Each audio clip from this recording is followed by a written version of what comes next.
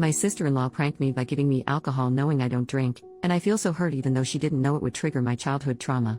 I, 29F, don't drink alcohol. The short answer to the reason for this is I grew up with two highly abusive alcoholic parents. It took me a lot of self-work and therapy to even be able to be in the same room as people that are drinking. When I meet new people, I just politely turn down drinks by saying something along the lines of I don't drink. There has obviously been some instances where people ask me why, but I never go into the traumatic details. I've never had anyone push it onto me or anything. That's what makes what happened last weekend so bizarre. On the second Saturday of every month, my husband, 30M, and his sister, 32F, throw a cookout or something along the lines for all of their childhood friends. I've always thought it was really cool that they stay close with so many people since I myself moved away from home and only stay in contact with one friend from school. I've been attending these hangouts ever since my husband and I started dating. There's never been any issues. I get along well with his friends and his sister.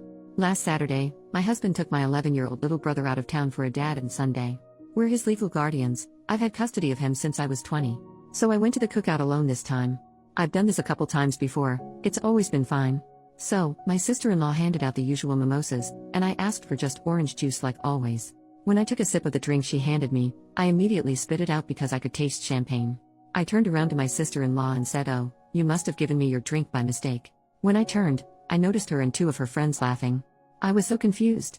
I asked what was going on and my sister-in-law said through her giggles, "We thought it would be funny to see how you react to alcohol since we've never seen you drink it before. You should have seen your face." I was honestly just so shocked by that my only response was, "What the hell?" As they continued laughing, I just told them I was leaving. I honestly don't even remember that drive home because I was trying to keep myself from having a panic attack. When I finally got home, I just broke down crying. My husband and brother got home shortly after that and I couldn't hide how I was feeling even if I wanted to. My husband immediately asked me what was wrong and I just broke down again. I hate that my brother had to see me cry. I try to keep our house as happy and safe as possible. After I put on a movie for my brother, I explained what happened to my husband. He was so mad. I've never seen him like that before. He told me to go relax with my brother and he was gonna sort everything out. I could hear him yelling at his sister on the phone and after almost an hour, he came and sat with us and told me we wouldn't be seeing her again. The next day, we told my mother and father-in-law. I've always been really close with them so I wanted to confide in them, but I was obviously scared because that's their daughter and I didn't want to talk bad about her to them. To my surprise, they were absolutely mortified and so apologetic on behalf of their daughter. I'm so glad because my little brother adores them.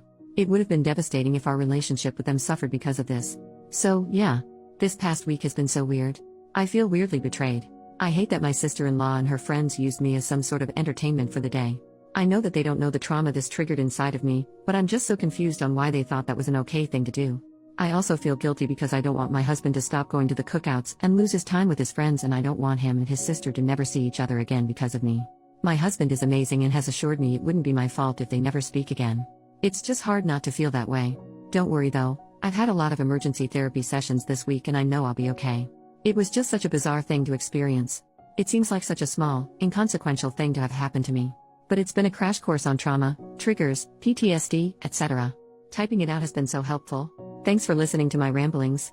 Update, 4 days later, thank you to everyone that left me kind comments and messages on my previous post. I'll just get right into the update. A lot of you guessed right. This isn't the first time my sister-in-law has done something like this. She is definitely what some would consider a mean girl. My husband and his parents have had multiple falling outs with her over the years, but they've been on good terms recently until she pranked me. So, yeah. I could see how my husband's immediate reaction to go no contact seemed like an overreaction, but he's dealt with a lot from her in the past. I don't want to give any specific examples because they're personal to my husband and his family. Hope you all understand. So here's what happened after my last post. After talking with my therapist and my husband, I decided I wanted to message my sister-in-law. I asked her if she wanted to get lunch and talk about what happened. I wanted to explain some of my past to her, my PTSD diagnosis, and why what she did affected me so much. I just wanted this to be over and for us to come to an understanding. But she never responded. A couple of my husband's friends that were at the cookout when the prank happened called us to check in on me. They said they had no idea my sister-in-law planned that and they never would have let it happen. That's probably why she didn't clue them in on the prank. They told me that after I left, they told her it wasn't cool. After a couple days I just gave up hope of her messaging me back and decided to start moving on.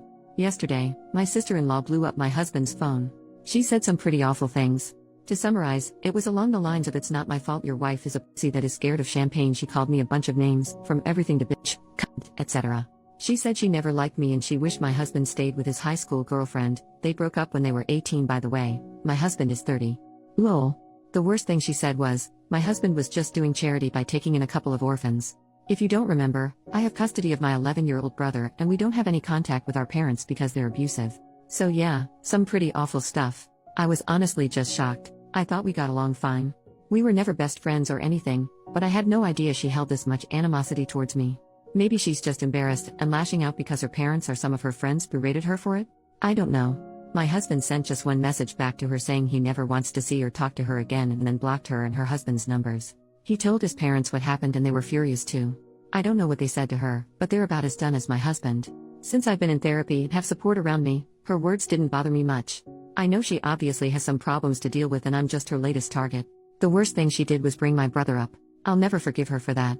He's not an orphan. He has 2 parents that love him. And I'm not either. I have in-laws that love and support me. They always have my back, even when it comes to their own daughter. If I never see my sister-in-law again, I'd be fine with that. I truly hope one day she'll come to her senses and understand the way she treats people isn't right. We've decided to turn every second Saturday of the month into family day in place of the cookouts. I'm gonna be just fine. I'm already feeling miles better than I did writing my previous post. For everyone calling me dramatic, I'm genuinely glad you don't have any experience with PTSD or triggers. I don't think it's funny to give someone alcohol without their consent even if you know the person drinks. Anyway, again, thank you for all the kind words. I hope there will be no more updates, but if anything crazy happens, I'll let you know.